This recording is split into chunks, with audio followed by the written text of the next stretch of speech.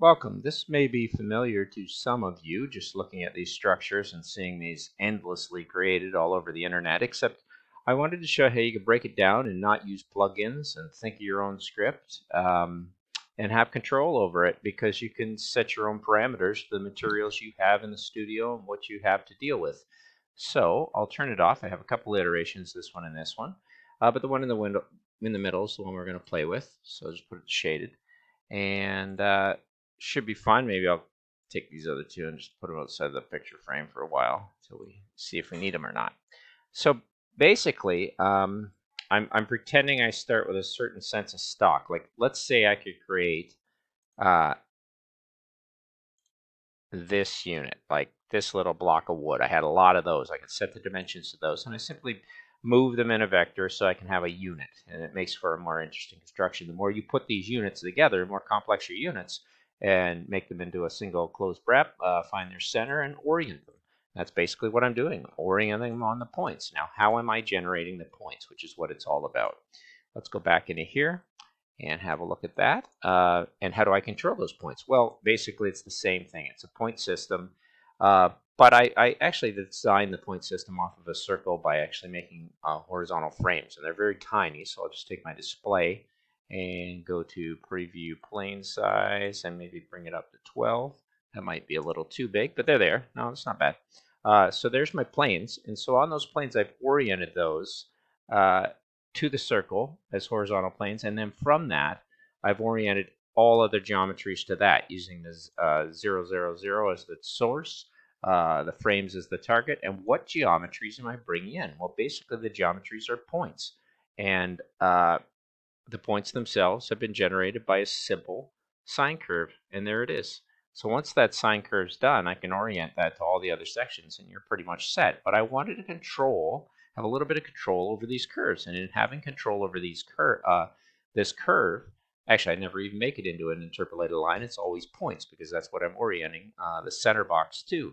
I decided to throw in a sublist, and I decided to throw in a shift list. So when I'm looking at those points, if I sublist this differently, obviously I can straighten the thing right out, which would make for a totally different geometry. Like, why would I change my building structure through that? And the list length's 50, so I'm just kind of sublisting it in between. I also have the ability to take my sine curve, which is influencing those points so much, and convert it over to, say, natural logarithm, which I've done in a past video, and there it is, with the straightening factor of the called list, unless I don't want to call any. Not really call, but set the domain onto what the sublists are. Just a nice tool of going into those list items and saying what within this framework of this top section from insert items to sublist can I use to change my geometry. And I'm basically going to play with that while I show you how that has effect on it. Definitely, I think this sync is a little more interesting in what it can do. You can flatten that top of that structure. Now you could always reverse the list and see what would totally happen. So let's take this and go into pulling that out and go into our sets items. I think I'll leave everything up and running. Go to the sets, and let's just see what happens when we pop a reverse list in there. If we take that list and reverse it first, see what it does. Maybe it'll do something, maybe it won't. And the Y, and there we go. We've reversed it and done something very strange and separated it from the conical, the tapered section from the actual bigger section on top.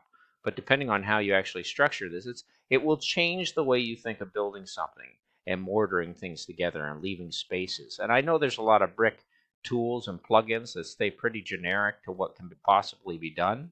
But an interesting thing in what's happening here, I wonder if I shift the list, put the list back down into here, shift the list here, and you're literally playing with the orientation list. There we go. I've altered it enough by putting the reverse list before the shift list. Now, like I said, these are all functions. All these nodes do things that your node system does. So once you find the blocks and snippets of how you like to work, you start to gain some really incredible control over these things. So I've basically solved the problem of making that, and I'm making an ad for Coca-Cola right now.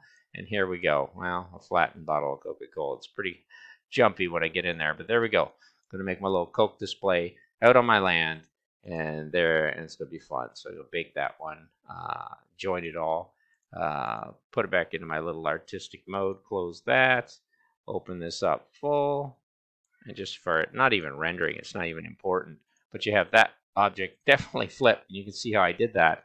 We'll pull it into artistic because it's always nice in that, I think. Takes a second to load. Let's leave the grasshopper by putting on all pictures and click out. And now we should be able to see that all. And that's a very strange little world of what I'm starting to invent. And I don't do much with the turntable. I know I can program in different things in the Python, have paths and flow through it, fly an airplane through it, or have a walking path. I actually think Rhino's set up to do that. But there we go. You've got 3 structures that I don't need to build on my land because I think after spending all the money, I'd be like, oh my gosh, should have built something else. Anyway, thanks very much for watching.